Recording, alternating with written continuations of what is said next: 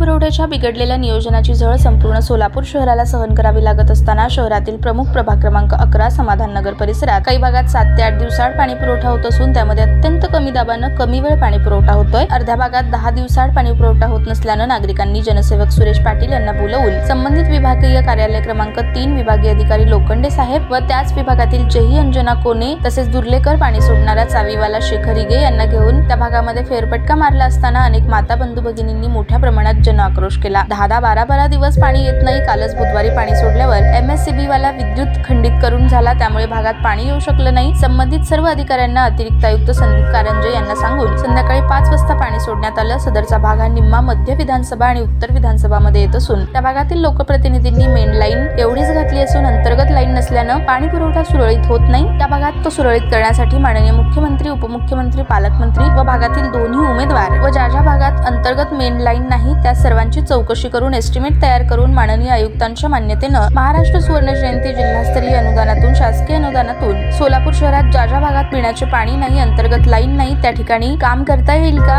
आदी चौकशी करून शासनाकडे पाहणी करावी, जनसेवक सुरेश पाटील यांनी केली। इथं हमेशा पाणी कायमच, हे रोडला पाणी हमेशाच येत नाही। कुठला रोड नाव का? हे बसवेश्वर चौक, बसवेश्वर चौकला पाणी कायम येत नाही। इकडे पलीकड बाबूलाल चौक वगैरे ते मशीद पशी कायम पाणी येत असते। आमच्या एरियामध्ये पाणी अजिबात येत नाही आणि कमी प्रमाणात येते। मोटर लावलं तर थोडं पाणी येते। आज तरी बुधवार आहे, लाईट नाही आणि आम्हाला पाणी मिळत नाही। ते 10 दिवसाला 12 दिवसाला पाणी त्यांनी सोडाले। ते काय ते असेल आमचे प्रॉब्लेम लई सारखा येत असते। काय तरी ते टॅक्स वगैरे भरतो ना? हमेशा टॅक्स भरलेलाच आहे, क्लिअर आहे। आम्ही गरीब लोक आहे, काम मिळत नाही तरी पण आम्ही काय तरी करून ते टॅक्स कायम भरत असतो, पण आम्हाला पाणी व्यवस्थित मिळत नाही। आमचे काय सगळे कोण अधिकारी, महापालिकेचे अधिकारी काय येते पण हो सोडतो म्हणून येते पण जाते, पण पाणी पहिल्या किती दिवसाला येत होतं पाणी तुम्हाला? पण आपल्याला पहिला 6 दिवसाला येत होतं, आता 10 दिवसाला 12 दिवसाला सोडा। काम करावं लागतंय त्यांनी, तसं केल्यावर कसं एकीकडे पाणी एकीकडे नाही, कसं बाकीचे मला उन्हाळ्यात पाण्याची सोय पाहिजे आम्हाला। 10 दिवसाला पाणी म्हटलं 10 दिवसांनी कुठलं पाणी प्यायचं? अधिकारी येत नाहीत का तुमच्याकडे?